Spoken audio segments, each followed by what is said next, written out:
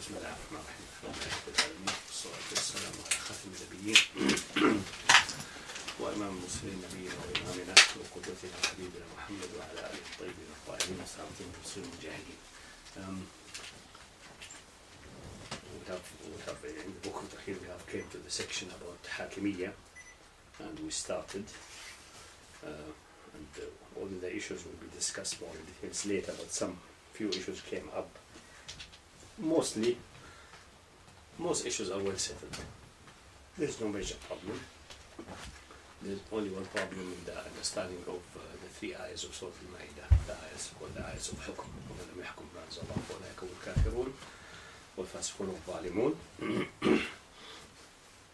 The meaning of kafirun there, and who is the one who is said in the title kafirun, or if it is kafirun the usual kufr, or as some narrations have said kufr.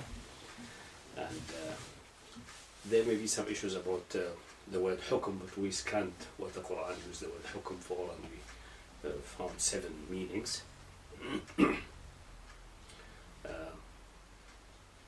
Two are not relevant for us, like rational judgment, stated judgments, and so on. Then we have the Quran used the word, but like in the statement of Allah subhanahu wa ta'ala, مَا لَكُمْ كَيْفَ تَحْكُمُونَ, how do you judge, meaning rationally, because they were equating the Muslimin and the Mujrimeen. Allah says, فَنَجْعَلُ الْمُسْلِمِينَ كَالْمُجْرِمِينَ مَا لَكُمْ كَيْفَ تَحْكُمُونَ. We are going to make the Muslimin, the one who submitted to Allah, like the criminals. No, we are not going to treat them equally. If you think Allah is going to treat them equally, then your judgment is wrong. You have rational problems, because it's impossible to treat the different categories of things, especially the good doer and the evil doer, the same way. That would be rationally impossible. So it's a matter of judgment.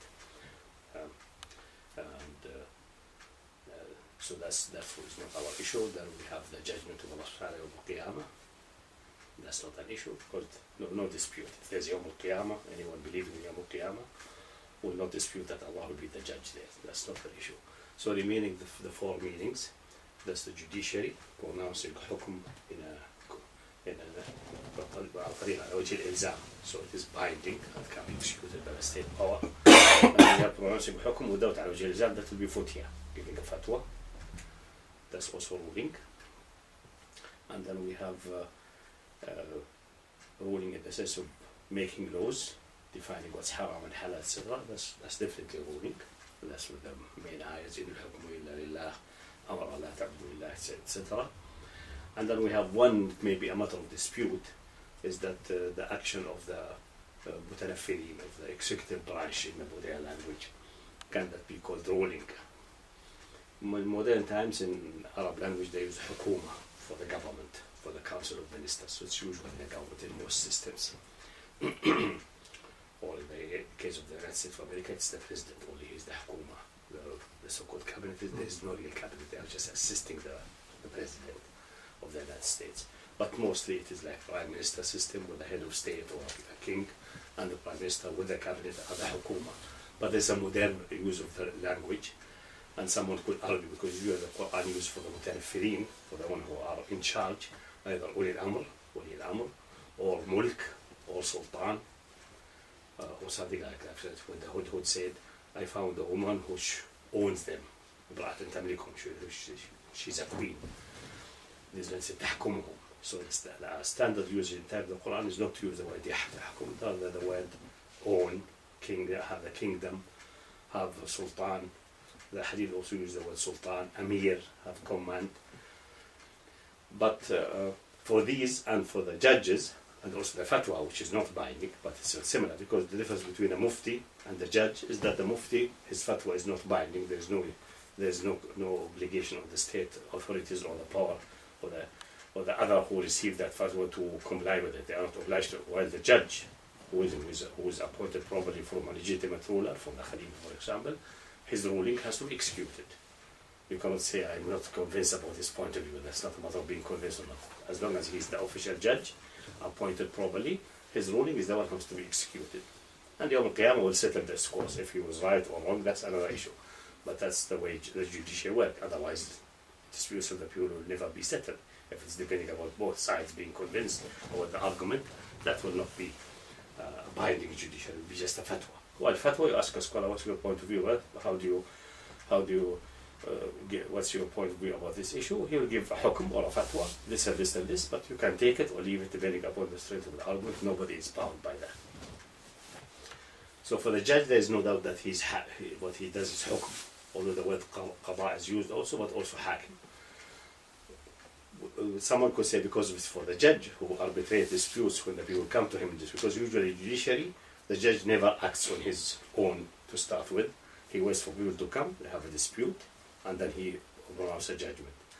Then a fortiori, by greater reason, for the one who has to manage the public affairs, like the governor, like the head of state, who are more executive branches, who may act even initially without even anyone approaching them, just to manage the public affairs, because that's their duty to manage them. They have to be proactive. So by greater reason. But in any case, for the issue of is it will be reasonable just to concentrate on the judge, because first of all the judge is hakim. Evidence for that is plenty in Quran and Sunnah. One of it, hadith of Muhammad Al Massari, إذا حكم الحاكم فأصاب فله أجران وإن أخطأ فله أجر. Because the hadith has come in the strongest narration, if a sheikh can correct me, with the word hakim, not qadi, which applies also for the mufti, clearly, but applies for. And also the clearest evidence that the judge is also called hakim is the ayah about وَلَا تَأْكُلُوا أَمْوَالَكُمْ بَيْنَكُمْ بِالْبَاطِلِ. Don't consume each other wealth with batil, and then approach to the hukam, to the rulers, or to the judges, or the one in authority who can judge, so that hoping that a judge will give you right, and you know you don't have the right, and you swallow it, you think that you can get away with that. You will not get away with that.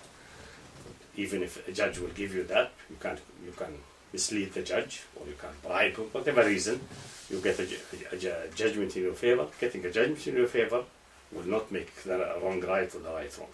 It will not going to change the reality as known to Allah subhanahu wa ta'ala, and not get you from the punishment of al-Qiyamah. So here definitely the talk is about someone who is arbitrating a dispute, because people will not do idla or hukam, approaching a ruler. That's the wording of the ayah. Idla meaning applying to the hakim, or approaching the hakim for a decision. Someone could say that applies also for the executive, because you may go to the executive applying, for example, a piece of land which doesn't belong to you. You know it belongs to someone else who doesn't have documents, and you apply, it is dead, I'm going to revive it, and then start putting plants there and building, and then claim it after some time. That's not a judicial process, it's more an administrative process.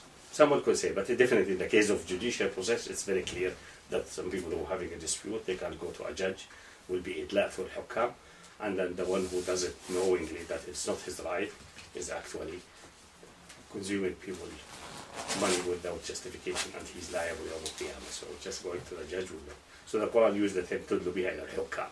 Hukam is a plural of hakim, which means he a judge, or maybe even a mutanaffil, an administrator, an amir, or an amir. But a judge is definitely.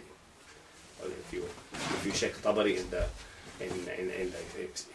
explanation of the ayah, and all other scholars, they agree that it is preliminary. It is the first instance. It is prohibiting anyone from approaching a judge to get a judicial ruling in his favor, which he knows that it's not he doesn't have the right, that will not give him a right. May give him a right in dunya, he may be getting away in dunya, but he will not be getting away in akhirah. So this definitely the judge who is exercising the judiciary, the judge who is doing judicial ruling is a hakim. So there cannot be any doubt. This ayat cannot be any doubt that the judge, while exercising judicial powers, is a hakim. So if he doesn't rule with that what Allah has revealed, the ayah will apply to him. Should apply to him. So what is the issue then? Concerning enacting laws, making laws, that's a hakim also, there should be not very much of an issue. I think there's no disagreement that the one who is enacting laws, which Allah did not reveal, without knowingly that they are not the laws which Allah did not reveal, that this one is making himself a partner to Allah in ruling, clearly going against the clear injunction, وَلَا يُشْرِكُ بِحُكْمِهِ أَحَدًا. So he's attempting to encroach on Allah's privilege of making hukum, making a rule. This is the one who just issue an abstract ruling of general type. I don't think there will be much dispute, and there was never a dispute in time past that someone who makes laws, which are not what Allah has revealed, that he is mushrik and kafir, and he is declaring him to be actually a Rabb and God beside Allah subhanahu wa ta'ala. There was never dispute, never happened in Islamic history, as far as we know, until the Mongols came, and they originally are pagans, and Genghis Khan has his own law called the Yasif or the Yasi, and as a pagan nation they have their own laws, derived from traditions and so on, whims of the kings and so on, but his children and grandchildren actually, starting with the grandchildren, some of them embraced Islam, and they still kept this Yasif, inherited that Yasif, and the scholar had commented on that.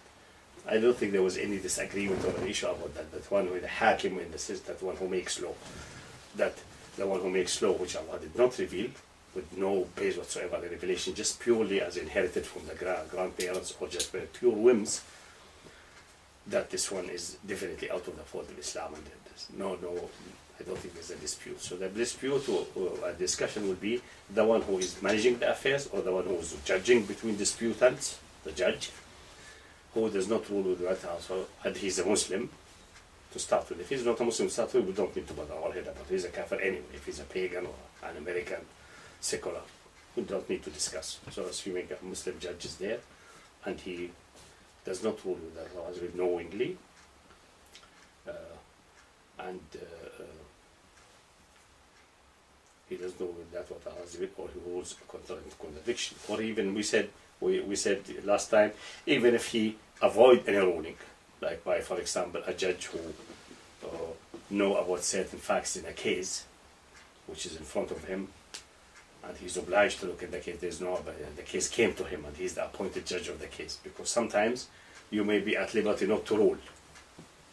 In certain cases, you may be not at liberty to rule. Or if you doubt that you are independent, like a judge who thinks that he's biased, then most likely has the obligation to say, I don't think I will be sufficiently neutral. I have a relation to one of the parties. I don't think I will be able to overcome my inclination. So I declare myself to be resigned from this case. Let the case go to another judge. That's most likely no problem with that. Not only no problem, this is actually that's the way it should be. The moment you feel that you cannot be completely neutral and independent, judging according to the evidence is not according to desires, you should not be sitting in the judiciary chair in the first place. Or in that specific case, you have to resign the case. But someone who does not have this situation, and he knows very well that he is the only one qualified, and the case is on his table already, and he knows if the case is taken from him or he declares himself to be unfit for any reason falsely, and the case goes to another judge, the other judge does not know enough information, doesn't have a background which will guide him to rule according to the truth.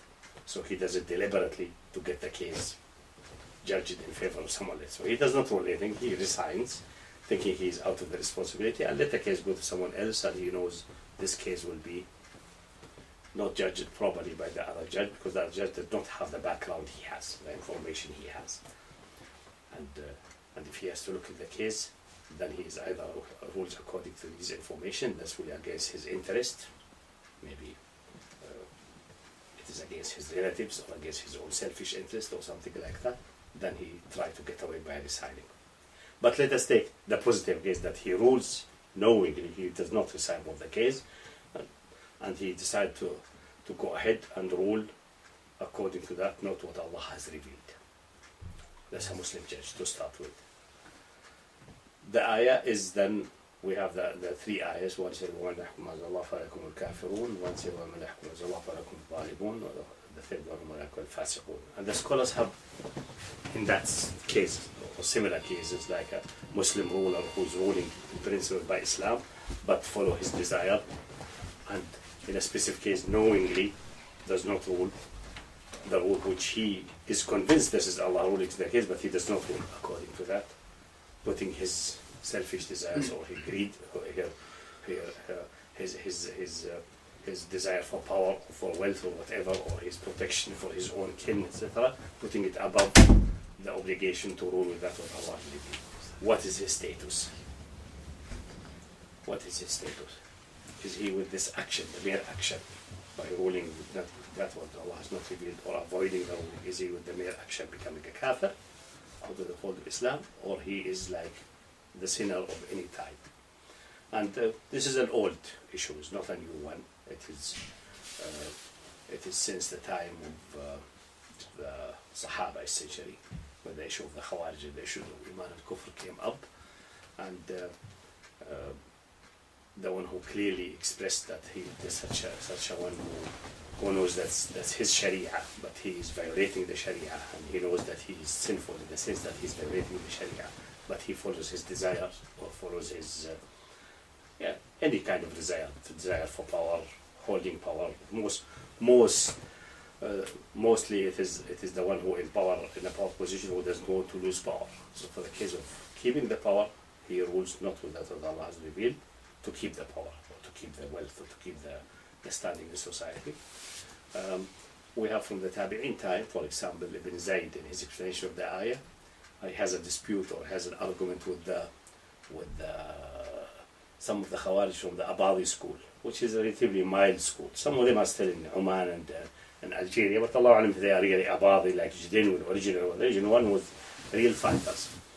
And they have with him, what do you think about these three ayah? And he answered, said, it is that what Allah has revealed is their deen, which they believe is the deen of Allah. And if they not rule with that, what Allah, he's not denying that some of Bani Umayyah were doing in specific cases, not ruling with what Allah has revealed. He's not denying. This is very obvious and clear, like Al-Hajjaj, like Abdullah ibn Marwan. But their action is very clear. Although they find publicly all kind of arguments and all kind of ta'wil. They play the version of ta'wil. The standard ta'wil is that someone rebelling against the government, he's a Khariji, he's shedding blood, should be killed. And they know very well he is not a Khariji and he is not coming to shed blood, he's disputing with them their illegitimate power. They know that very well. But they can't publicly argue this way. They can't bring forth publicly that ta'wil. But in reality they know.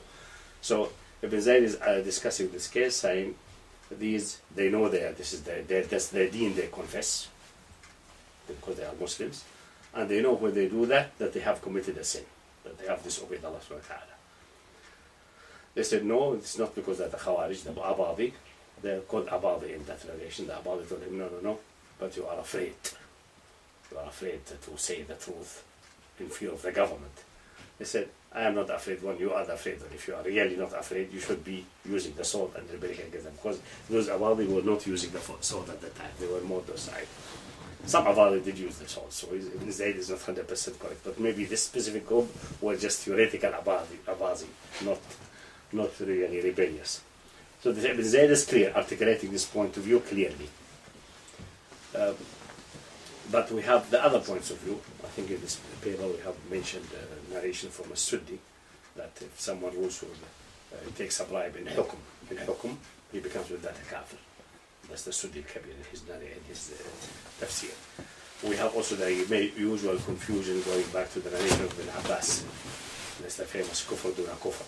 The first narration to Ibn Abbas, the one kufr duna kufr, and then in one narration it says, but it's not like the one who committed kufr like man kafara billahi wa malaikati wa kutub rasulih, because the standard prophet, the one who rejects Allah, His messengers, His angels, and the day of judgment. This is the phrase, the classical, the Sahaba, the Tabi'in used for the kufr akbar. At the time they don't have kufr akbar or asghar, by the way. This word came later. But the stronger narration, which shows that this statement is not like a kufr who committed kufr against Allah and His messenger and angels and books and the day of judgment, that this phrase is actually not from Ibn Abbas and not even from his student Tawus. It is from the son of Tawus, Abdullah ibn Tawus. This is the strong narration. So Ibn Abbas said only the first phrase. Here bihi kufr. It is kufr. Or in another narration, hasbuhu kufr. Enough for him the kufr. Without specifying which kind of kufr is that, which is usually taken at face value. It is the usual kufr which is used in the Quran. So that's Ibn Abbas, according to the better and stronger narration, is not very clear, but most likely from the general school of the Sahaba. For example, the narration with the excellent isnad from Ibn Mas'ud is that someone asked him what is suht. Suht is bribe. And he explained, gave an example. Said, we thought suht is taking rashwa, taking bribe in ruling. Say, that's kufr. That's not the sin. Like the kabira of suht. That will be taking out of the description of being just mere suht, which is a kabira, because Mas'ud knows that suht and zina and so on is a kabira, into the realm of kufr. Sorry, you know, what about if there's a judge and he doesn't rule? Yeah, that's what we have. So we want to slim it down to the case of judge because it's very clear, and see what the various scholars in time past said. So the ayahs are clear. There have been various attempts about the three ayahs. The ayahs are well known. Should I read them? Yeah, I think we should read them in Arabic and in English. So the wording of the ayahs is very clear. And this is the paper which we worked and also in English. So because majority are English speaker. So the ayahs with the ayahs before and after, we read them. Bismillah ar-Rahman ar-Rahim. يا أيها الرسول لا يحزنك الذين يسارعون في الكفر من الذين قالوا آمنا بأفواههم وما تؤمن قلوبهم ومن الذين هادوا سماعون الكذب سماعون لقوم آخرين لم يأتوك يحرفون الكلم من بعد مواضعه يقولون إن أوتيتم هذا فخذوه وإن لم تؤتوه فاحذروا ومن يرد الله فتنته فلن تملك له من الله شيئا أولئك الذين لم يرد الله ليطهر قلوبهم لهم في الدنيا خزي ولهم في الآخرة عذاب عظيم. This is an ayah in advance, just to have the whole context, because the ayahs before has nothing to do with this topic.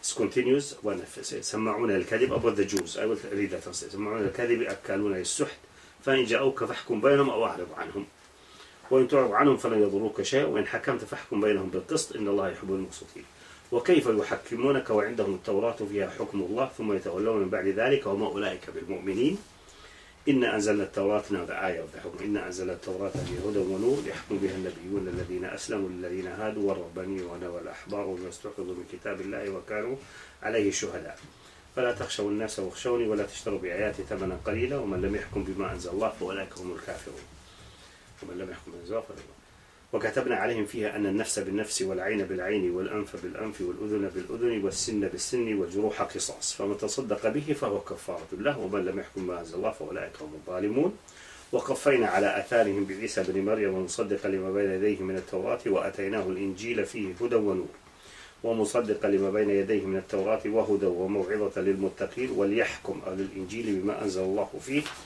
ومن لم يحكم بما أنزل الله فأولئك هم الفاسقون وأنزلنا إليك الكتاب بالحق مصدقا لما بين يديه من الكتاب مهيمنا عليه فاحكم بينهم بما أنزل الله ولا تتبع أهواءهم عما جاءك من الحق لكل جعلنا منهم شرعة ومنهاجا ولو شاء الله لجعلكم أمة واحدة ولكن ليبلوكم فيما آتاكم استبقوا الخيرات إلى الله مرجعكم جميعا فينبئكم بما كنتم فيه تختلفون وأن يحكم بينهم بما أنزل الله ولا تتبع أهواءهم واحذرهم أن يفتنوك عن بعض ما أنزل الله إليك فإن تولوا فاعلم أنما يريد الله أن يصيبهم ببعض ذنوبهم وإن كثيرا من الناس لفاسقون أفحكم الجاهلية يبغون ومن أحسن من الله حكما لقوم يوقنون. Now the translation. So some ayah in advance and after. So that's the whole context about this whole issue. And the story of the revelation we will discuss, which gives some light, but it's not necessary. The wording by itself, the wording of the Quran should be normally sufficient. The stories about revelation were established by good isnad, just enlighten how to apply it, and the certain aspects become more clear. That's it. But it does not change anything in the verbal, because it has come with the lisan Arabiyyun mubin, and that's sufficient in itself, with the explanation from the Sunnah if needed. But in that case, it should be sufficient by itself. So Allah, the Majestic and Exalted, says in Surah Al-Ma'idah, Ayah 41 and after, O Messenger, let not those grieve thee, well, English, we should have changed that, who race each other into unbelief, whether it be among those who say we believe with their lips but whose hearts have no faith, or it be among the Jews, men who will listen to any lie, will listen even to others who have never much as come to thee. They changed, or to you, I will change thee too. They change the words from their right times and places. They say, if you are given this, take it, but if not, beware. We'll mention the story for the reason for the revelation, 2 stories, and which one is more accurate, inshallah. If anyone's trial is intended by Allah, you have no authority in the least for him against Allah. If Allah wants to misguide someone or test him, you cannot help him at all. For such, it is not Allah's will to purify their hearts. For them there is a disgrace in this world, and thereafter a heavy punishment. So these people who was conspiring about the story, which we'll soon mention what is the story. They are fond of listening to falsehood, of devouring suht, bribery. This is mainly the Jews at the time, but also the hypocrites of Medina and the Arabs. They were also up to their ears in suht and bribery also. If they do come to you, either judge between them or decline to interfere. They say either you judge or judge. But if you judge, if you decline, they cannot hurt you in the least. But if you judge, then you are obliged to certain principle. Judge in equity between them, not just injustice. For Allah loves those who judge in equity, not just or injustice. Qist is actually an Arabic word coming from just qist, and then yeah, justice. So it's originally a Latin word which has been Arabized, qist. But why do they come to you for decision when they have their own law before them? It's something suspicious. They don't believe in you. They have not witnessed that you are a messenger. Why they are coming to you while claiming they have their own law in which they believe? There must be something fishy with these fellows. Therein is the plain command of Allah according to the belief, but also Allah testified that it has the law of Allah in itself. That despite the mutilation and the change, it still has the law of Allah in its essential structure there.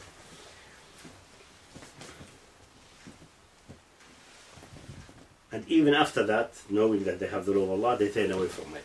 They would turn away, for they are not really people of faith. They are not really believers. They claim to be believers, they are not believers, even in their own law.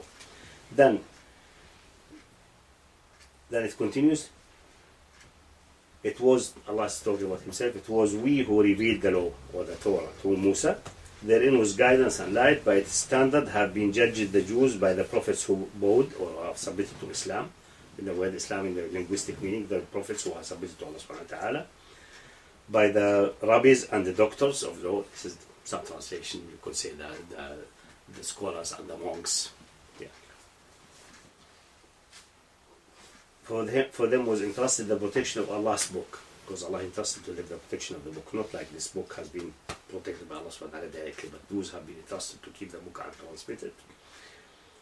And they were witnesses there also, so they were also witnesses that that's the book of Allah, and they were responsible for this witness. Therefore, fear not men, but fear me. Allah is addressing the prophets and the scholars of the Jews and so on. Don't fear the people, fear me only, so that you can fulfill your duty of protecting the book and witnessing of its content. And don't sell my ayahs, my signs, or my revelation for a miserable reward, because many people have the inclination to sell what Allah has revealed for a miserable, miserably dunya reward, for power, for wealth, for money, for women, whatever. So Allah is warning them from that. And then the crucial sentence comes, and whoever rules, and whoever, man in Arabic, whoever rules by other than what Allah had revealed, they are al-kafirun. And they did not even translate al-kafirun, he left the word because it has a crucial meaning, and there will be a dispute about what the meaning of al-kafirun would be. Sorry, Dr. Massari, can I just interject here, if you don't mind? You've read half of the verse there. Well, in light of this verse, some brothers have come today because they disagree partially. Yeah, we'll read it and say the various points, and then we inshallah will have to try to clarify that. Yeah. Unfortunately, we're pressed for time as well. Yeah, inshallah. Okay. So if I could just push it along with a question, please, if you don't. But the ayah has to be read. So this is the end phrase, which is the relevant one. And whoever rules by other than what Allah has revealed, they are al-kafirun. وَمَنْ لَمْ يَحْكُمْ مَا أَنزَلَ اللَّهُ فَأُولَٰئِكَ هُمُ الْكَافِرُونَ. Man is one of the most general phrases of generality. Whoever, and in English, and whoever rules does not rule with that what Allah has revealed, أُولَٰئِكَ هُمُ الْكَافِرُونَ. In commenting of the laws revealed by Allah to the Jews in general, and entrusted to the which has been the base of judgment by the prophets who surrender to Allah, but also who are usually infallible, but also by the scholars and the monks or the rabbis and the doctors, if you wish to translate the ahbar, etc., who have been entrusted to keep the book of Allah and rule by it, and they have been ordered not to fear the people, fear Allah only, and not to sell Allah's revelation for a miserable. So the only thing which one could say here is this applies only for the Jews, not for anybody else. That is to the Jews. But this is the phrase وَمَنْ لَمْ يَحْكُمْ مَا أَنزَلَ اللَّهُ is very general. Secondly, if that's for the Jews, then by a greater reason, for the better book and the final book, it should be even for a greater reason. So if they are not permitted to send the verses of Allah in a minor book or in a lower book, then for the higher book and the final book, the obligation should be even stronger. So there is no escape from that. This is if it is whoever does not rule that Allah has revealed from the Jews is kafirun, then from other nations, a fortiori and even more. And the next ayah mentions some laws of the Torah, which is essential laws of qisas. Soul for soul, eye for eye, nose for nose, etc. And even injuries, qisas, in a system of balanced out retribution and redress. And then the ayah continues saying, one of general statement again, and whoever rules by other than that Allah has revealed, they are al-fasiqun, al-zalimun. So after mentioning some ruling of the Torah, the conclusion with al-zalimun, the same phrasing, but instead of al-kafirun we have al-zalimun. Then it is addressed, then Isa ibn Maryam was sent after that, confirming the Torah before him, or the law, and then he has gotten a new revelation called the Injil, or the good news, and the people of Injil were ordered to apply that. The people of Injil were ordered to apply whatever the Injil has abrogated or added to the Torah, because the Injil was just an addition, having some abrogation and some new laws, that's all. But the main law was still the Torah, and this is very clear in the statement they have in their hand now, although they claim that's all abrogated by his crucifixion and ascension to heaven, but the wording is very clear in the existing that he did not come to change any one word from the law, and that he changed only few rulings and eased on the people some of the burden they have, that's all. So, and then the ayah about the people of the Injil, that they should rule with that what Allah has revealed, and the one who does not do that is al-fasiqun, the manifestly rebellious.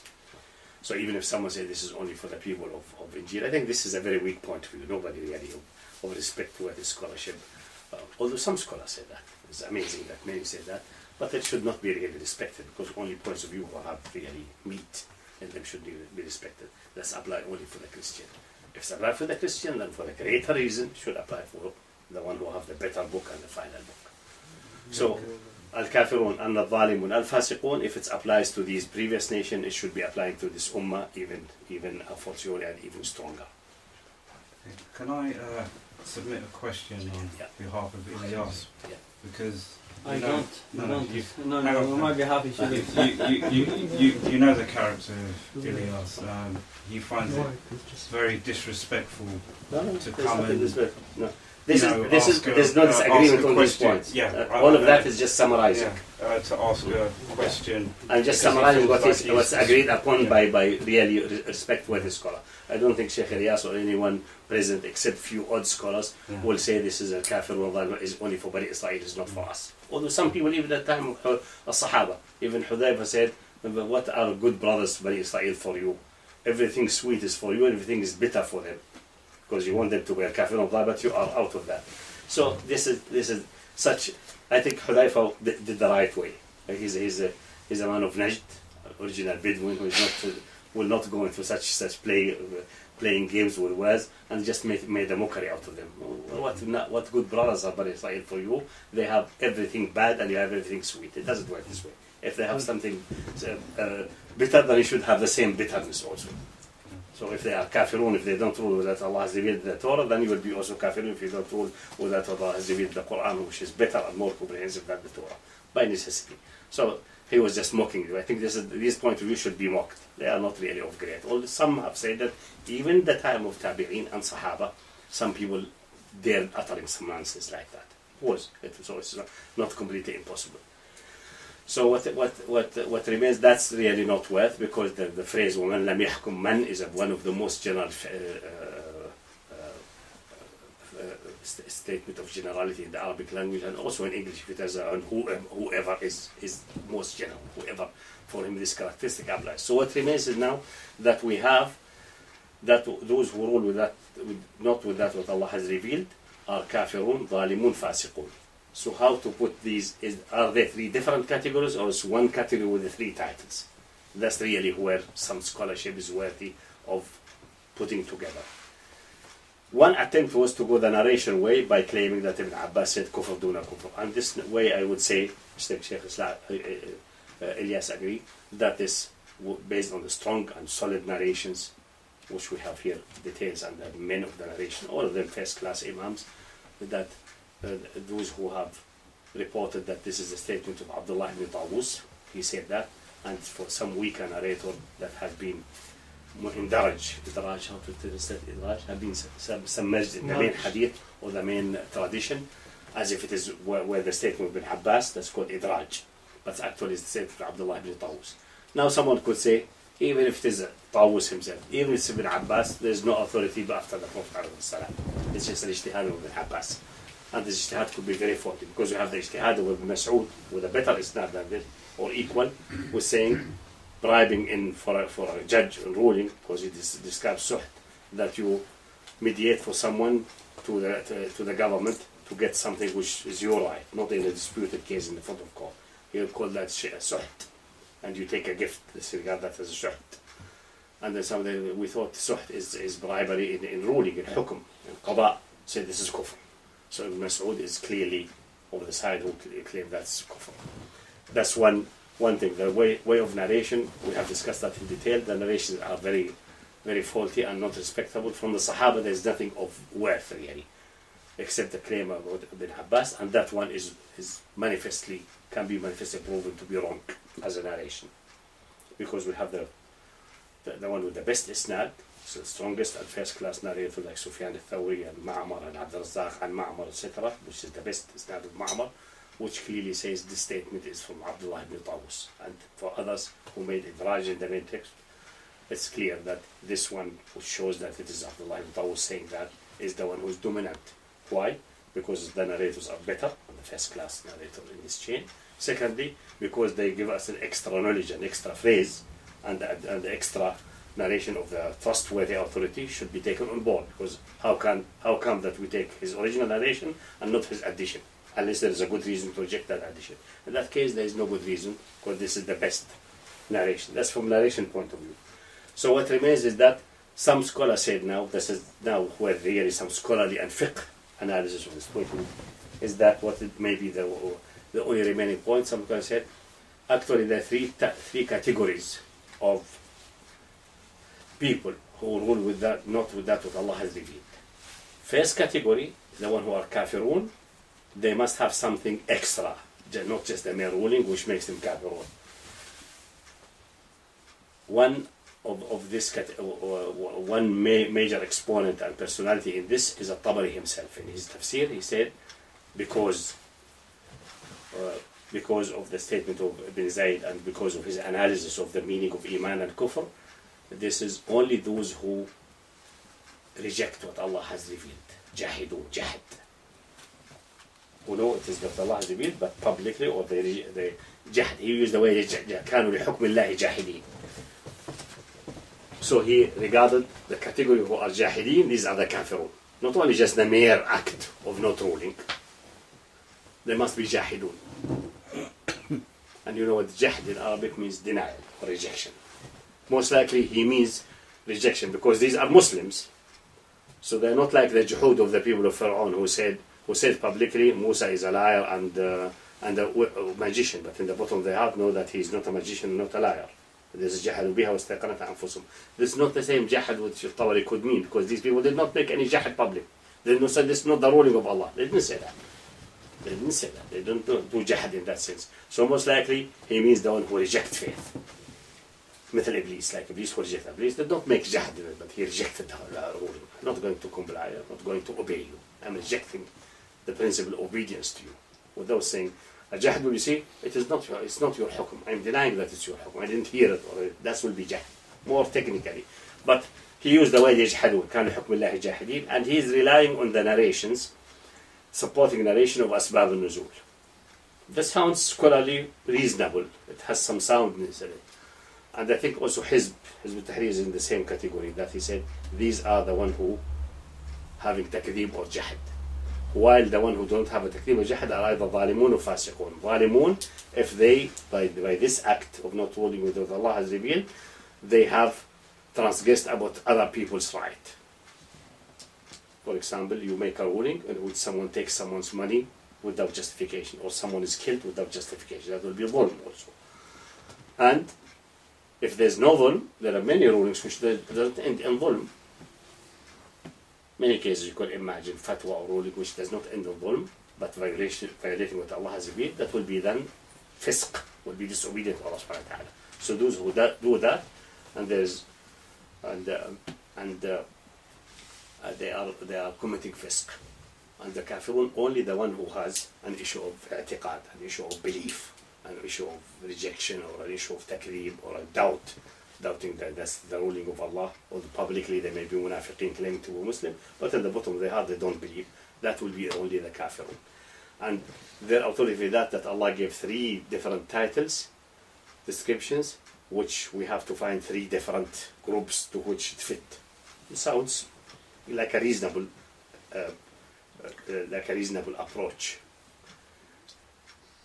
Concerning Asbab al-Nuzul, just to summarize quickly, there are 2 main narrations, all of them sahih about Asbab al-Nuzul. One, which Ibn Abbas narrated, the isnads are excellent, there's no doubt about that, is that this is in the dispute between Bani Qurayza and Bani Nadir. They used to be, before Muhammad arrived in Medina, Bani Nadir used to regard themselves as a higher caste or a higher class of Bani Israel, although both of them are actually from Levites, are from Harun. Both of them from Harun. But Bani Nadir regard them as higher, somehow in status. So they arranged since Jahiliyyah that if a Quradi killed one from Bani Nadir, he pays a full diya of 100 camels or 100 wisq or whatever, 100 measure of dates. Because they have for every camel a certain measure of date substituted for it. But if a Nadiri kills a Quradi, he pays only 50. So that the Quradi is half a human being compared to a Nadiri. Now after Muhammad arrived in Medina, a crime happened, and a Quradi killed a Nadiri, I think, and then the Nadir went to them and said, give us the diya, pay us the diya, the blood money, 100. But the Quradi said, are you mental? Just few years ago, one of you killed us, one of us, and you paid us only 50. How come we're going to pay you 100? They said, this is well established, you know that. Since 100 years, said, yeah, yes, this was established in time past, but now Muhammad has arrived in Medina, and I don't think he will approve this kind of law. So, both are mischievous, because they don't believe in Muhammad, but they want to get away from the diya, obviously from this injustice. So the Nadiri went back home analyzing the situation. So let us go to Muhammad and ask his point of view. He's now the master of Medina. He's the new ruler. Let's refer to him, see what he says. And he claims to be a prophet. That's also an additional point in our favor. So the Nadiri went and they discussed, and Ibn Abbas said, you know very well that you did not do that in time past except by oppression, by just nothing strength. That's the reality. It was not based on just.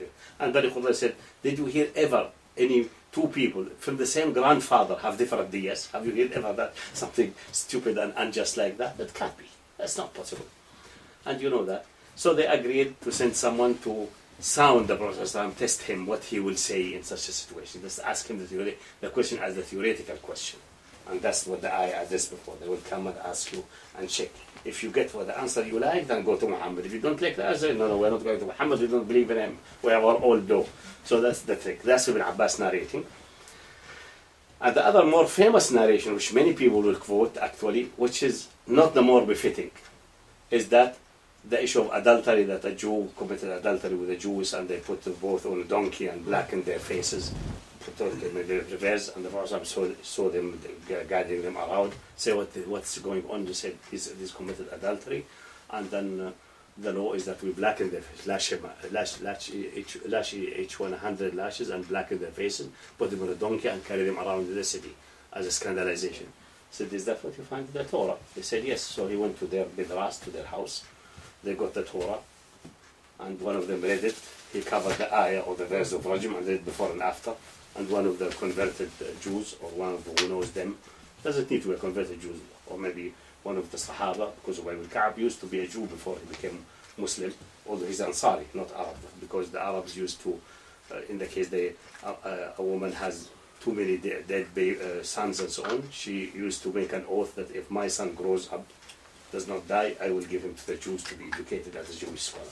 Maybe Ubay bin Ka'b wasn't that. Anyway, one of the prisoners said, let him lift his hand and read the ayah he's covering. And lift the hand, the scandal was clear, it was stoning. Very well known, just go to the Old Testament, it's stoning. So that's the narration of Abdullah ibn Umar, which is in Bukhari.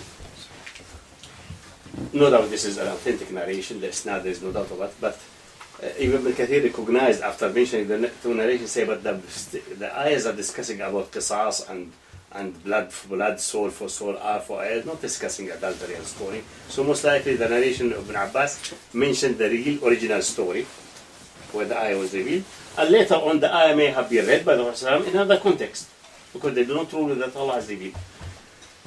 In either case, if you look, there is no jahad, because Banu Nadir said, we taken it by operation. They don't say this is not the rule of Allah. They know they are violating the law of Allah. And they took it by operation, by armed strength, not by any justification of the revealed law. In the case of the stoning of the adultery, and the Prophet insisted and they were stoned, and the story is well known in Bukhari, and the Prophet commented, Allahumma inni awwal man ahya hukmaka ba'da an amatu. I am the one who revived your law after they have made him to die out. So they were not rejecting the law of Allah in this situation, they were just letting it lapse. And then he would ask them, even in the narration, in one of the narration, why did you do that? Say, our kingdom is gone, we don't have power, and if we don't have power, it's very difficult if you don't have power to exercise the death penalty. Sometimes they have. Under the Roman gave them the right to do the death penalty. That's the reason they conspired against Isa. So they have. Secondly, another excuse that one of our kings, his son committed adultery, and we wanted to stone him like we stone everyone else, but the king objected. They said it's not possible that your son get away with everyone. So we agreed on a very rational, secular solution, 100 lashes for everyone, king's son or otherwise. So this is the. But Ibn Kathir at the end say, because the ayah talks about qisas and about bloodshed and eye for eye and so on, it looks more befitting for the story of Bani Nadir and Bani Qurayza. Independent, either one. If you look at the story, in none of them is there's any takrib. Bani Nadir even said, that's not the law. You just took it by oppression, by dhulm. You are unjust to your next of kin, Bani Qurayza. You are just unjust to them, and you are benefiting from that. You are a more powerful tribe and have maybe more fighter, and you can enforce that by force. That's it. It's not the law. You know that the law is not like that. The law that the diya or the blood money will be equal, especially since both of you are from the descendant of Harun, from the same even sub-tribe of Bani Israel. They are all Levites, and even the son of Harun, both of them, because we know that Safiya, the wife of Hassan, she's a Qurabi, she's Qurabiyya, and she's from Qurabiyya. She's from and Hassan told her, your grandfather is Harun, so she's Harunian. And Bani Nadir is even higher, so it must be also from Harun. And they're having scribes and scholars, and usually these are priest classes from son of Harun. So they're even from the same grandfather, not only from Bani Israel, even from a closer one. So based on the stories, if you analyze the stories, there's nothing of takdeeb, nothing of jahad. Nobody ever said, we don't believe that the Torah is the Torah is that. They never said the Torah said otherwise. Yes, they put their hand to cover the scandal, but the moment the hand was lifted, they said it was our kingdom went, and then we just let that law lapse, die out by not application, by leaving it without any application. So de facto not applying it by let it die, by avoiding to apply it until it died out, and nobody became conscious about its existence for non-application. So that jahad or takdeeb is not clearly there. It is not clearly also in the text of the Quran. There's nothing about juhud, because the Quran used the word juhud, used the word takdeeb everywhere. There's not the words or phrases the Quran does not use in there. And there's also no change of sharia. Is not. Some others said no. There was only the one who changed the sharia. The one who changed the sharia, they are the kafirun. The one who do not change the sharia, the one won't claim to be applying the sharia, but they misapply it out of mischievousness or a bribe, they are not kafirun, but they are zalimun and fasiqun. Again, the wording of the ayah does not support that, because the ayah used the verb حكم ومن لم يحكم ما أنزل الله. The ayah could easily end it ومن يبدل شرعة الله. The ayah would rhyme nicely, even the rhythm of the ayah would not be ومن يبدل شرعة الله فلا يكون كافر وسلم ومن لم يحكم ما أنزل الله ومن يبدل شرعة الله فلا يكون كافر. It could end with that without much loss in its beauty or in its musical sounding in the ears. So it's not tabdil al-sharia. It's not the issue of tabdil al-sharia.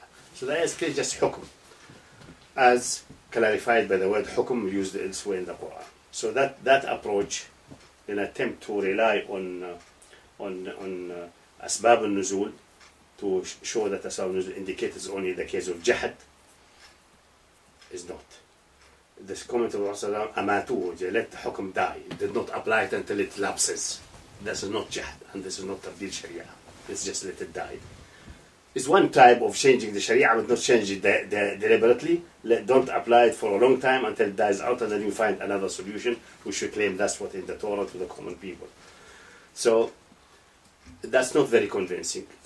The claim of, for example, Hizb Tahrir, for example, which seems to be scholarly well developed, is that there must be 3 different categories where there's 3 different descriptions. But this is also not very convincing. At least the two others, like for example, if you are zalim, you are also fasiq. So you cannot deny that these 2 categories coalesce together. So the zalimun are necessarily fasiqun, because by committing zulm, you are transgressing against Allah and you are manifestly rebellious. You are disobedient and you are fasiq. But Dr. Massari, you know what we came here today to eagerly find out? Yeah. That's why, hang on a minute. Is if somebody hang on. If someone does not rule, is he kafir or not? Yeah, like a judge. No. Like somebody in the jungle, in a desert, has never had the revelation. I don't think this is an issue there. Well, this is a matter of bulugh al-hujjah. This had nothing to do with that. But Ilyas would disagree with what you said last week, which is, if somebody is in a desert, the law has not been revealed to him. Okay. Your side of the argument is, if somebody has not had something revealed to him, and he's judging or he's making hukum, he is still committing shirk. We were discussing that last week. That he is committing shirk. Okay. Whereas Ilyas is saying, no, if somebody is in the desert or he is in the jungle and he's making hukum, he is not committing shirk, because nothing has been revealed to him. So is the point that definition of shirk is depending upon the hukum reaching him? No. If someone in the jungle, he did not receive any revelation, and he is worshipping an idol, he's also committing a shirk. He's a mushrik. Okay. That's the reality of it. The question is he responsible Yawm al-Qiyamah? Is he punishable? We know the famous disagreement about the mithaq al-fitra, alastu bi rabbikum, is that enough Yawm al-Qiyamah to make him perish and having no escape from hellfire, or he has another chance. But this is another issue. Is in the middle of that. Is the reality of the act, is it shirk? No, I didn't say that case, this one is shirk. and except in the meaning of shirk in the general sense, but it is according to the ayah kufr. And he is a kafir in the title of kafir in the meaning of dunya. He's not ruling with that of Al-Qur'an, and he's deserving the title kafir. Is he responsible Yawm al-Qiyamah? That's another issue. This depends upon the message coming. But I thought the issue was if a Muslim judge, I thought this is the issue, which is very, which is the point which Ibn Zayd has problem with, or a Muslim ruler. Let's take a Muslim judge. Two issues. There were two issues. It was that one about... The one is purely academical. Can we describe that? I said, yeah, we can describe it as a shirk. Because it ought to be that nobody should rule except what Allah has revealed to be carrying the title of a believer. But he is not carrying the title of a believer, so he's carrying the title of a kafir. Now he's a completely innocent kafir and not responsible, that's another issue. He did not receive... But Ilyas completely disagrees with... Okay, that's one point. Another issue, I think is more important, because this is I think, just the issue of naming and the philosophical description. Does the description fit on this person or does not fit? Just as a naming purpose, a linguistic issue. The other more important issue is that... When it comes to the point, would Allah forgive shirk? Because it's like shirk is being forgiven. Only if the message comes to someone, yeah? Only the message. There's a general rule. And obviously there are some people who say, according to Mithaq al-Fitra, alastu bi rabbikum, shirk is not forgiven, yeah? Some of them. But I think there's the majority of scholars and also the clear evidence from the Quran, even with the usual explanation that this is ta'deeb in dunya. But if ta'deeb in dunya is not possible until a messenger comes, then unfortunately the bigger ta'deeb al-akhirah will not be administered until a messenger and the hujjah has come. So I think this is a matter of just responsibility after receiving the message or not receiving the message. It's general about well, the same will apply also for other sins, actually. It has nothing to do with kufr. For example, khamr is intoxicant, and you may drink khamr and you become intoxicated. You did not receive the message, you are a new Muslim somewhere in the border, and you did not receive the message that khamr is working in Islam. But you are intoxicated and you have drunk khamr. Nobody can deny that you have drunk khamr and you are now wobbling right and left and unable to go a straight line. But the reality is that you are not responsible for being liable of the Sharia punishment because you don't know that it's prohibited yet. Did not change the reality that you have drunk khamr. Well, as Ilyas is here and he's rolling his eyeballs, thinking, why is Ismail landing me in this? No, that's one point. Okay, that one point is nice to hear his point of view. We'll hand him over in a second. So this one point is the issue of general message. Does it ما كنا معذبين حتى نبعث رسولا that the responsibility akhirah only if the message has been reached, and the only issue which some people had is that there's a mithaq al-fatwa, and the ayah says clearly that you don't claim Yawm al-Qiyamah, you have been unaware about that. So is that sufficient? So in the Quranic account we're not aware, because inside your heart and in your brain, and this even have been proven now by brains research and so on, that's what the God complex, that you internally conceive that there's an enormous power behind you which overwhelms everything. Is that enough for the spiritual Al-Qiyamah? This is another issue. That's one. Secondly, what is I think more important is that a Muslim judge who knows this is the ruling of Allah in that case, but he takes bribe and fix things publicly, obviously, to get away, because he will not do it publicly, clearly that he's leaving the ruling of Allah. He will find that some kind of excuse, fix the arguments, fix the witnesses, declare some witness to be untrustworthy. He knows very well they are trustworthy. He can play that game and rules knowingly he is not ruling with that what Allah has revealed in that specific case. Is he with this mere act, either motivated by bribe or motivated by a relation of kin or greed for power? Is he by the mere act kafirun, or he's just zalim and fasiq? Zalim and fasiq, nobody doubt about that. This is agreement, I think, ijma' yaqini. But the question is he kafir or not? Now the issue of Ibn Zayd comes here, what he commented about the Muslim rulers in his time, from Bani Umayyah mostly, because Ibn Zayd lived and died in the time of Bani Umayyah. I think he died also in the time of Bani Umayyah, is that point. So these are two issues then, two separate issues. No, Sheikh, I told him we come for the lesson. If there is any, I don't agree with many of these issues yet, but it's we didn't come to discuss really. I told him if we find the time, inshallah, we will talk about it. But not now. Problem. You just continue with the lesson. No, I would say the point was the point with the of akhirah is really not, because Allah knows if this mitaq al-fitra is enough, so we don't need to bother our head about akhirah. Leave that to Allah. I usually have never had any problems with that. All this is for human nature. كان الإنسان أكثر شيء جدلا. Humans would like to know what will happen in akhirah, which kind of test will be a neck of fire coming out and the people jumping in it according to some ahadith, or they will be just forgiven, go khalas, you are forgiven. And all the many narrations, all of them some of them give great hope. Like one narration I just read a few days ago, I don't think it's not very good, but I didn't check it, that some people commented on Buraira, which was at that time slave girl still working for the family of the Prophet, and rebuked her for something, and said Muhammad Al Massari will not benefit you Yawm al-Qiyamah. So the Prophet was angry, and he went to the member, said who I am, and the Ansar knew that he was angry, so they took the sword. Who angered the Messenger of Allah?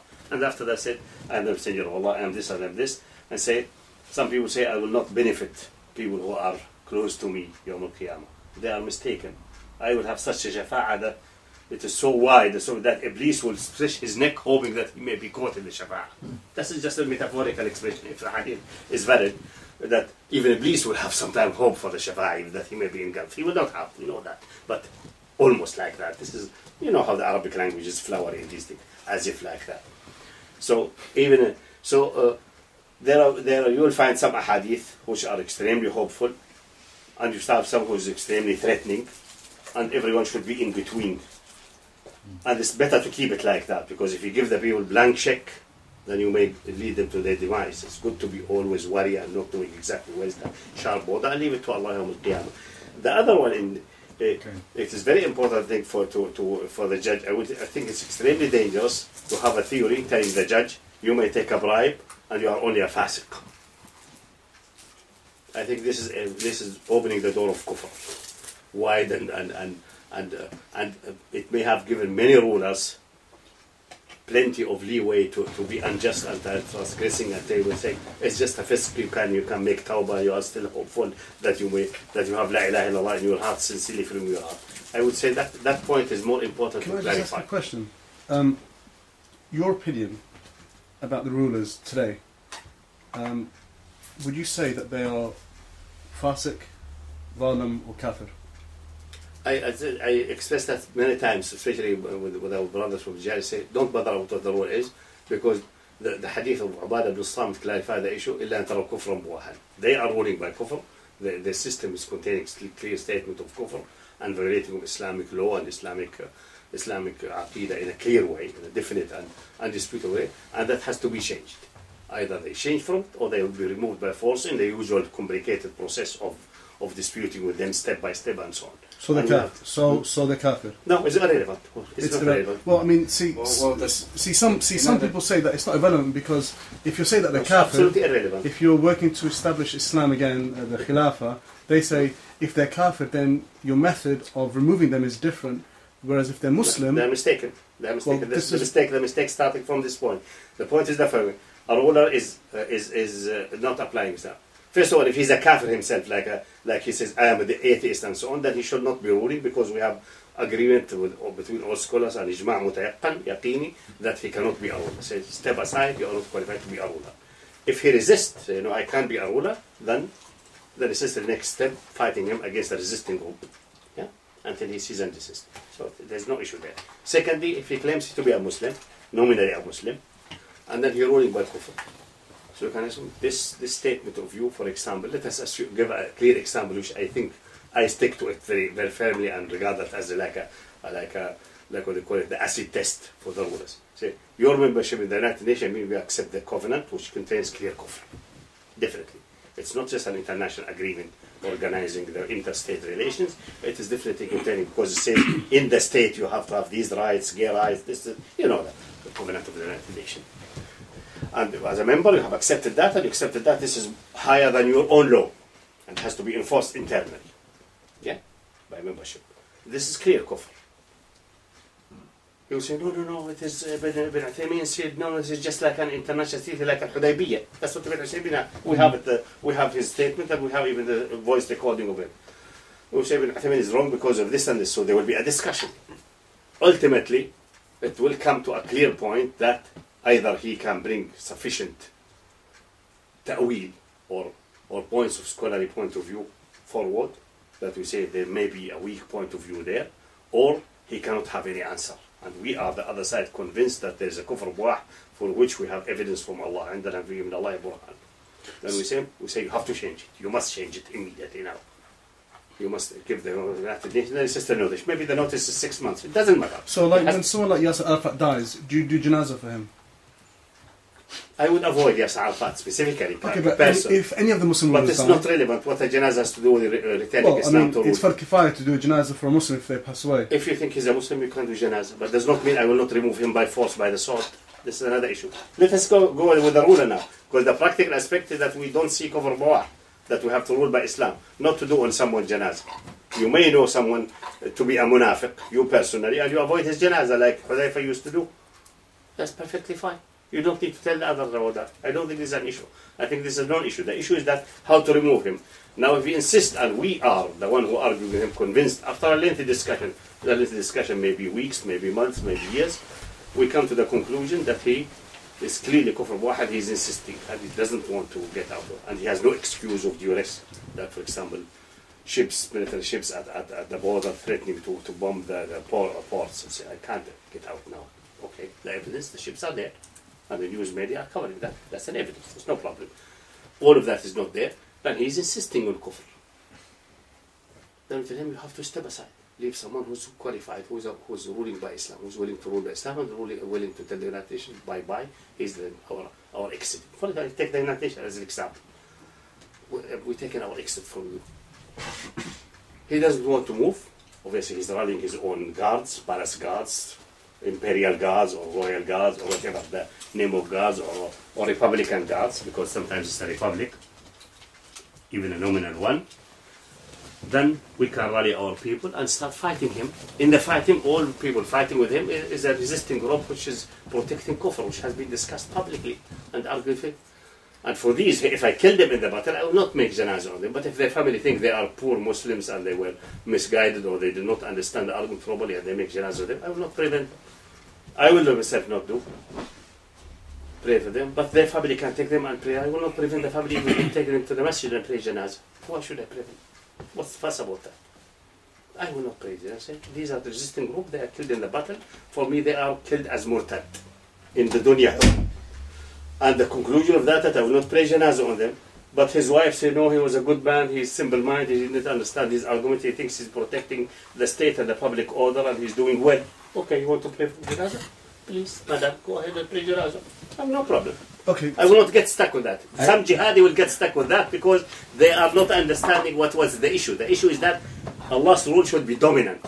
Not that I pray janazah on you or you pray janazah on me. This is secondary. It's completely irrelevant. I think what people want to hear, probably our brother Ismail here, there's a lot of confusion, as you know, Salafi and the other brothers, other groups, as to what constitute kufr buah that take you outside the fold of Islam.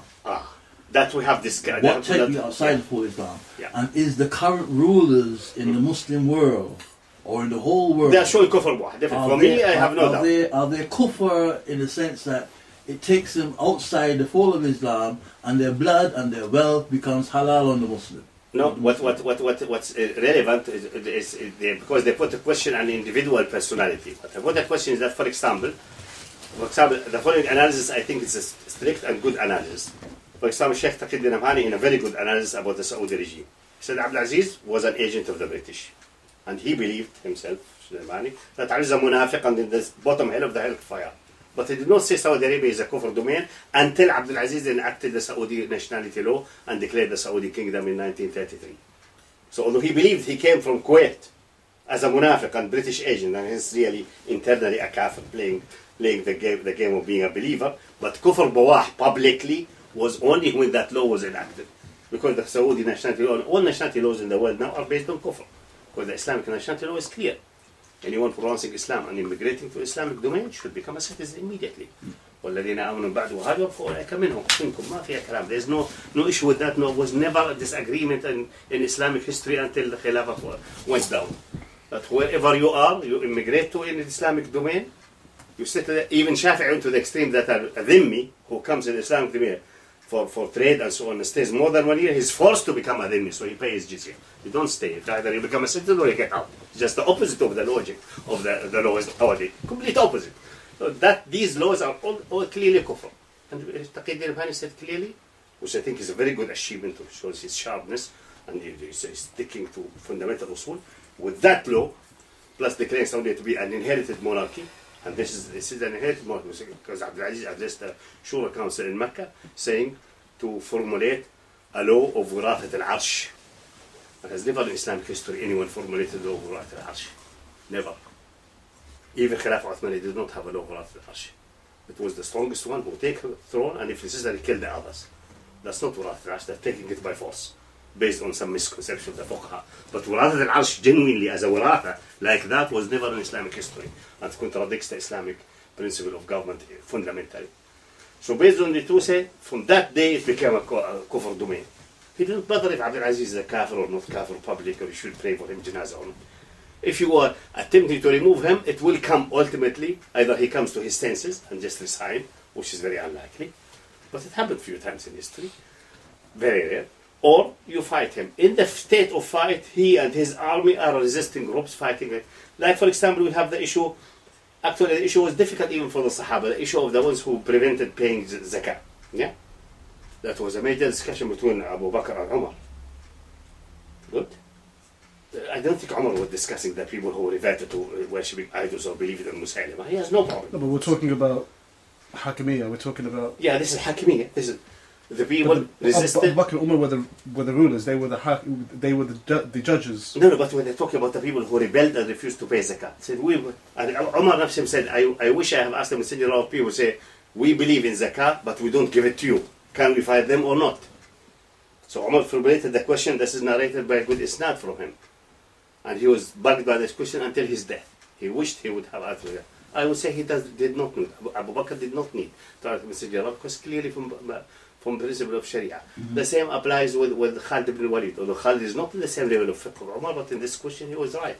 What he did in Najd was completely right. For example, when he killed Muhammad ibn Nuwayr, and the famous story, the rumors around that, because Muhammad was they have adhan, they have salah, they have everything, but they refuse to pay zakah. And say, you have to pay zakah. You cannot just reject it, submissive to Islamic law according to its... if you have a dispute, you go to the Khalifa and sit in a court there and discuss with him. You don't take the sword and prevent paying the zakah. The moment you pull the sword, you are out. You are resisting Islamic law. Yeah, but what if he doesn't know this is Islamic law?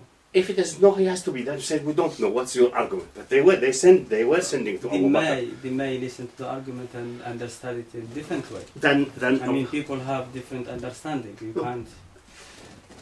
I think the hukum, the understanding of hukum here, is everybody who have translated this ayah or understood it from Ibn Abbas to the last one. Always when we say, وَمِن لَمْ يَحْكُمْ بِمَا أَنزَلَ اللَّهِ, first you have to understand that the people who were arguing this ayah mostly are Ahl Sunnah wal Jama'ah. And there is Murji'ah. Murji'ah are the closest people to Ahl Sunnah wal Jama'ah. And they are not really, you can't say that they are wrong. When they say iman is in the heart, meaning a person will never be kafir, except there is the element of heart. No matter what you do, Allah subhanahu wa ta'ala says in the Quran, إِلَّا مِنْ أُكْرِهَا. And this is yes, except in case of ikrah. Yeah. Now this, what Ahl Sunnah wal Jama'ah has taken as a general rule. Everybody who does something that is called kufr, then this person is a kafir. Unless he has been forced to. Okay, what about a person insulting the religion, which is kufr? If he knows what he is saying, that's been his heart. Yeah, I assume he is not. What if he is drunk? What if he is so happy and says, "Oh Allah, you are my slave, I am your Lord"? So this is not only, he has not been forced. So if the heart is not there, if you are not thinking, if you have no intention, the action by itself is not kufr. This is what Hatib ibn Abi Balta'a has done when he sent a letter to Kuffar Quraysh. spying against the Prophet. And then when he gave his excuse, what did he say? He said, "O Allah, Prophet, by Allah, I have not become a kafir. And it's not that I wanted to change my religion." Now the people who say this is for Hatib because he was from the people of Badr, this is definitely has no merit, this idea here, because the Prophet said, he said the truth. When he said, "I have not changed my religion," the Prophet said, he said the truth. So he was still a Muslim.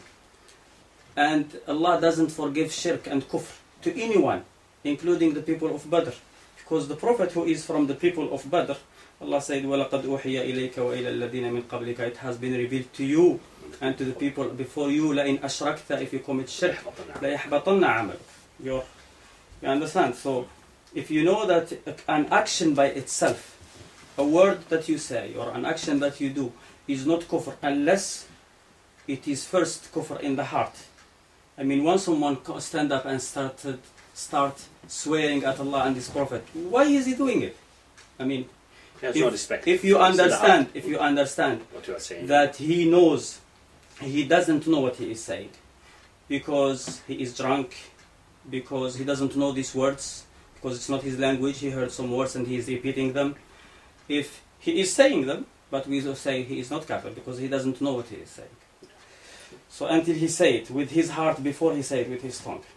But you'll never know what his heart will say. I mean, we don't know what his heart. But we are analyzing it theoretically now. That's what the Prophet did. When he saw a man sending a letter to the kuffar, he called him and asked him, "Why did you do this?" So you have to ask people. Now the ayah that says وَمَنْ لَمْ يَحْكُمْ بِمَا أَنزَلَ اللَّهُ فَأُولَٰئِكَ هُمُ الْكَافِرُونَ وَمَنْ لَمْ يَحْكُمْ مَا أَنزَلَ اللَّهُ فَأُولَٰئِكَ هُمُ الظَّالِمُونَ وَمَنْ لَمْ يَحْكُمْ بِمَا أَنزَلَ, who doesn't rule with what Allah has revealed knowingly, are the kafirs, the zalim, the fasiq. This is definitely, kafir is zalim. Allah subhanahu wa ta'ala says وَالْكَافِرُونَ هُمُ الظَّالِمُونَ, the kafirs are the zalim. Allah subhanahu wa ta'ala says إِنَّ الشِّرْكَ لَظُلْمٌ عَظِيم, shirk is dhulm. So this ayah doesn't contradict this ayah. And fusuq, Allah subhanahu wa ta'ala says, وَلَقَدْ أَنزَلْنَا إِلَيْكَ آيَاتٍ بَيِّنَاتٍ وَمَا يَكْفُرُ بِهَا إِلَّا الْفَاسِقُونَ. We have revealed to you clear signs. Nobody will reject it except the fasiqs. إِلَّا إِبْلِيسَ كَانَ مِنَ الْجِنِّ فَفَسَقَ عَنْ أَمْرِ رَبِّهِ. Iblis was from the fasiq. He is fasiq, he is kafir. So fusuq and kufr and dhulm is one thing. But what is it? وَمَنْ لَمْ يَحْكُمْ بِمَا أَنزَلَ اللَّهُ. Now here the translation, for example, or the tafsir of Tabari, or Ibn Kathir, or Razi, or anybody, when Ibn Abbas, when he talk about this ayah, he say, وَمَنْ لَمْ يَحْكُمْ بِمَا أَنزَلَ اللَّهُ. This is what Allah said. But he will say, وَمَنْ حَكَمَ بِغَيْرِ مَا أَنزَلَ اللَّهُ. Look, the ayah says, وَمَنْ لَمْ يَحْكُمْ, whoever doesn't judge with what Allah has revealed. And when he is explaining the ayah, he's saying, whoever rules with other than what Allah has revealed. And that is wrong. The ayah doesn't say whoever rules with what Allah, other than at Allah. That's not true. He says who doesn't rule at all. So, do you say that you go to somebody and say, judge between me and this person, and then he say, no, I'm not interested. This person is kafir. This is merely, it's not even an action. This is not doing something. It's not even doing something. It's not doing anything. How can this person be a kafir? A person who is not doing anything. So this hukm, you have to go to the Arabic language. What is the word hukm in Arabic language? In Arabic language, word hukm means attributing something to something. Attributing something to something. If I say, this cup is yours, I have made a judgment. This is judgment, this is hukm. Yeah. So, and hukm is, in al-hukmu illa lillah. It's Allah who makes the hukm. Nobody has the right to do hukm except Allah. Now, when I make my hukm, and this is the only meaning of this ayah. If you ask me about, is alcohol haram? I say, alcohol is halal. And you tell me, what is your proof? I say, I have looked at the Quran and Sunnah, and they couldn't find anything to say that alcohol is haram. Now, here I am wrong, definitely. But I am not a kafir, I am a Muslim. Why? Because I am judging with Quran and Sunnah, with what Allah has revealed. Allah subhanahu wa ta'ala says, whoever doesn't rule with what Allah has revealed. But I am ruling with to reach this decision, I went to the Quran and Sunnah. But if you tell me, is alcohol haram or halal? You ask someone, is alcohol halal or haram? And he say, alcohol is haram. And you tell him, what is the reason for this? He say, the UN and the doctors and the medicals and the common sense says that this is forbidden. People shouldn't drink it. And you say, okay, what about Quran? Oh, I don't care what Quran says, but this person, even though he said exactly what the Quran has said, is a kafir because he didn't go to Allah for hukum. The hukum of Allah, this is وَمَنْ لَمْ يَحْكُمْ بِمَا أَنزَلَ اللَّهِ.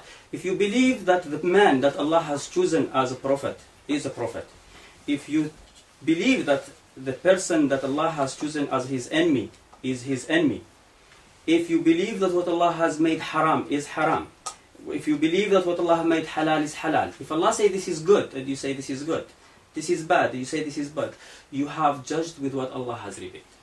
If you do the opposite, you have not judged with what Allah has revealed. As the hadith, when we say asbab al-nuzul, this is a big mistake. Asbab al-nuzul, this ayah was revealed because of this story, or this ayah was revealed for this story.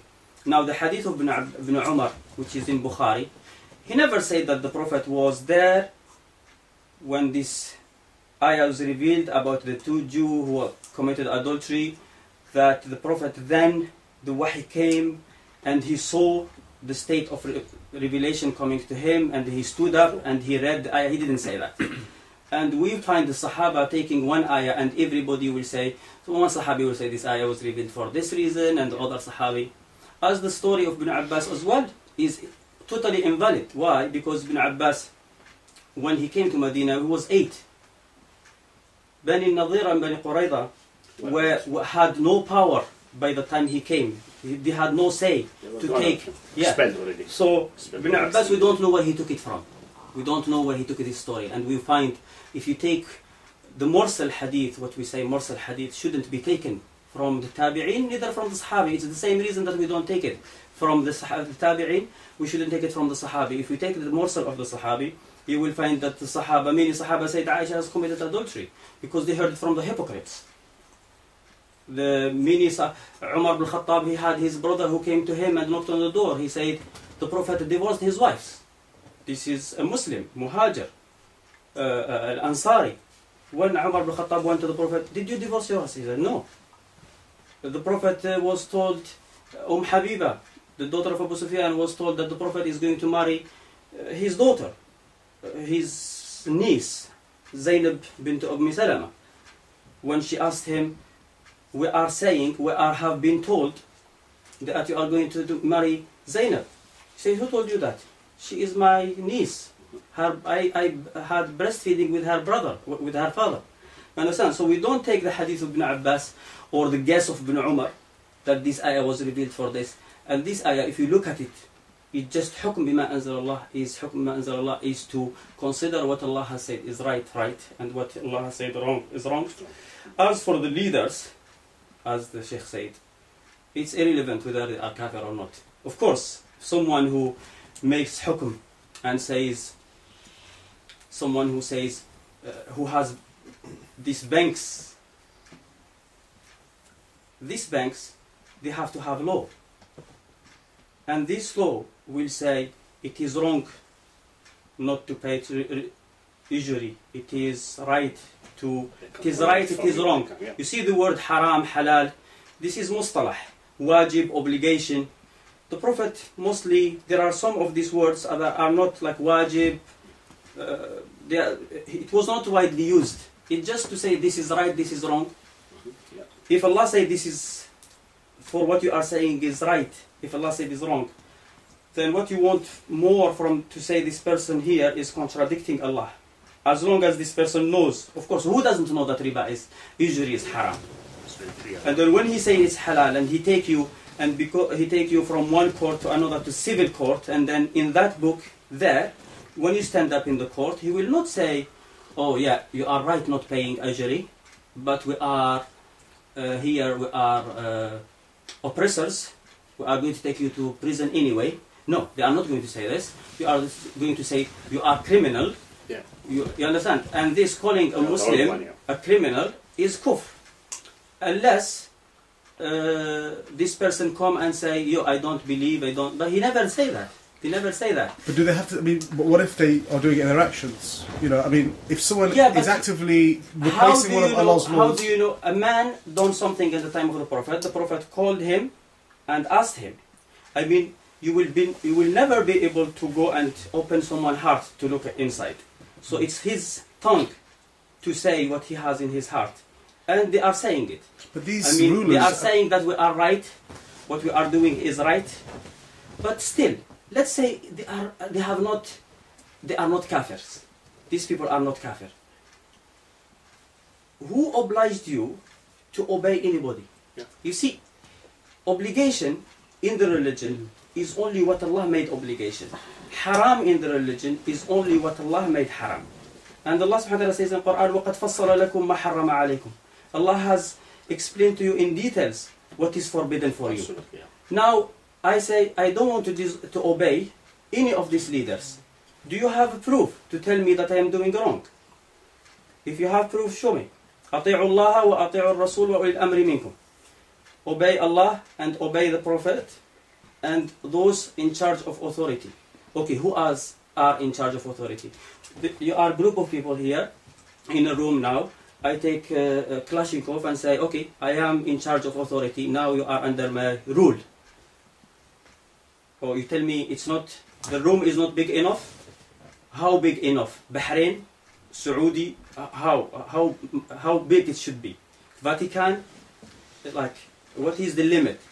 No. All these people are just gangs who have taken power and have enslaved people.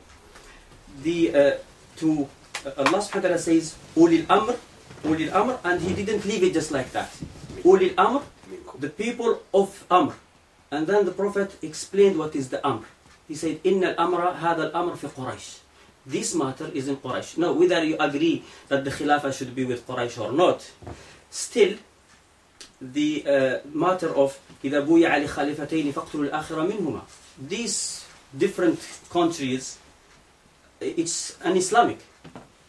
You will be accusing Abu Ali of being someone who was running after power because he fought with Muawiyah. He could have said, yeah, you are in Sham, I am in Basra, I am in Kufa, it's fine. I mean, two leaders, why killing the Muslims? This was, if someone takes ijma', this was ijma'. Before, never the Muslim accepted that to have two leaders. Even at the time of Umar ibn Khattab, when the Prophet died, when they wanted, the Ansar wanted the leader from that side and the Muhajirin from that side, they said no, it has to be one. And Allah subhanahu wa ta'ala says, وَإِنَّ هَذِهِ أُمَّتُكُمْ أُمَّةٌ وَاحِدَةٌ. It's one nation and one leader. So, and the Prophet have clearly explained here that the Ulil Amr that we have to obey are the people of Quraysh, that is the Khalifa, the one person. When this person is not there, like the Prophet said, فَإِن لَمْ تَكُنْ لَهُمْ جَمَاعَةٌ وَلَا إِمَامٌ, when Hudayfa asked him, when there is no jama'ah, there is no leader, فَاعْتَزِلْ تِلْكَ الْفِرَقَ كُلَّهَا. These people have no status, whether they are kafir or Muslim. They are kafir, but if they were Muslim, then they are just gangs. I mean, what made the king of Bahrain, and Bahrain is smaller than Waziristan, yeah, for the shuyukh of Saudi, for example, who recognize the king of Bahrain as someone that you can't go against, why not Osama bin Laden? He has more control in Waziristan, or Mullah Umar in Nuristan. It's bigger than Bahrain. What is the definition of the ruler? Someone who is recognized by the UN, because we are supposed to reject the UN and anything that comes from the UN. So, if they accept this rule about anyone who takes control, anyone who comes in Riyadh, for example, taking a shopping center and holding people hostage inside, you have to make bay'ah with him and say, yeah, this is the leader. He has power, and we have to follow him. I think if you follow the Quran and Sunnah, just Quran and Sunnah, it will be clear that this is really